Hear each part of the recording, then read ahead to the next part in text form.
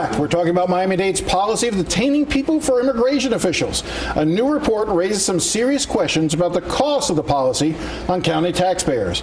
We're talking to Alana Greer from the Community Justice Project and Jonathan Freed from We Count, and a board member from the Florida Immigrant Coalition. John, you were talking before about how, you know, it's not just dollars and cents. There's also the human toll that this takes and what this does to families. Talk a little bit more about that. Well, in addition to the impact on the families of people who are detained and the fiscal impact, you have to look at it in the context of what's happening with the Trump administration.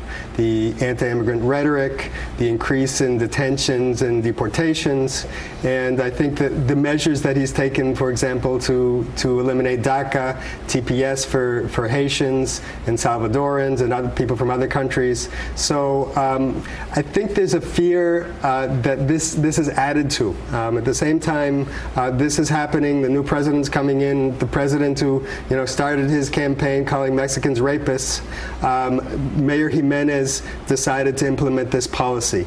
And so what people in the street see is that people are being arrested for minor crimes, and they're ending up being handed over by the county to immigration.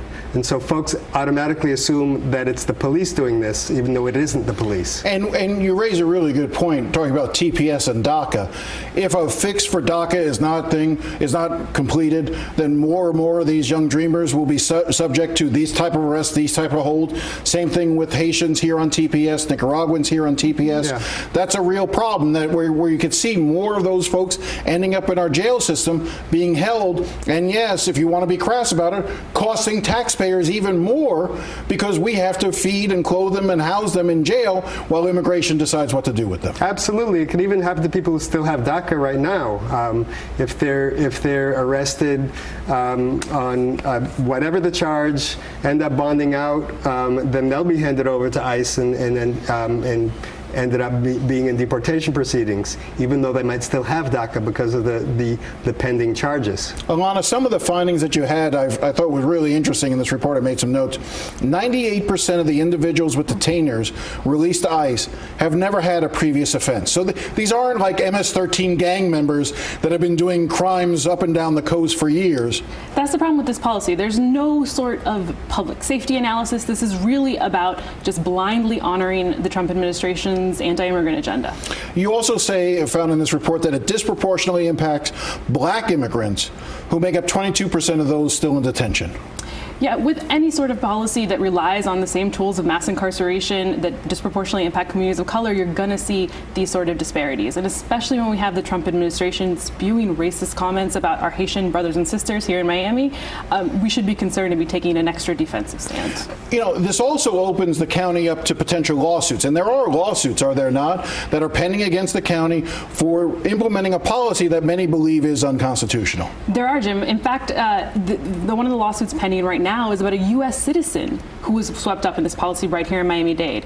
Studies by NPR have shown that over almost 700 U.S. citizens in about a 5-year period get swept up in things like this. And those litigation costs aren't on our total, right? So all the liability that this might cost, the attorney hours, costs and fees that are racking up, those are taxpayer expense as well. So let's go through this again. So a year ago, the mayor argued that we needed to do this because we were at risk of losing federal funding. Mm-hmm. Did we ever lose any federal funding? Did anybody in the country lose federal funding? We were never at risk of losing federal funding. We didn't lose it. And the cities like Chicago and San Francisco that stood up to the Trump administration got the exact same amount of funding that we did. We're told that the reason why it's okay to do this is that it's not a real burden on taxpayers to hold these individuals. The mayor kept saying it was about $52,000 a year. And your number again? Over $13.6 million. And even if it was $1, immoral, unconstitutional policies in our county shouldn't be happening. What's your plan now? What will be done? Will you take this before the county commission? The county commission approved this policy. What do you want to see happen now that you put this report out? Yeah, well, I think the worst thing is that every other major metropolitan area has stood up to the Trump administration's policies. And here, with a majority immigrant population, with an immigrant mayor, we buckled immediately. And so that's the thing that I think is most shameful. We do plan to, we released this report on Monday. We plan to go to the county commission, bring this report to the county commissioners.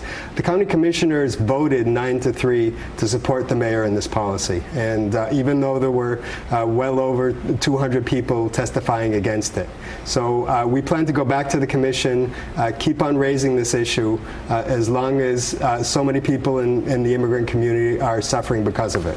1,000 people caught up in this. 1,000 people detained, half turned over to ICE, but 1,000 people caught up in this policy. And we can expect that to rise as the Trump administration ramps up its resources to deport more people. All right. The cost of complicity. That's the name of the report. We're going to give you an advance look at it. We've given permission to put it on our website, cbsmiami.com. You can go there. We'll have a link to it this morning. The cost of complicity. Alana, John, thank you very much for coming in. Thank you, Jim. All right. Up next, a new book on Dreamers has just been published, and we have the author.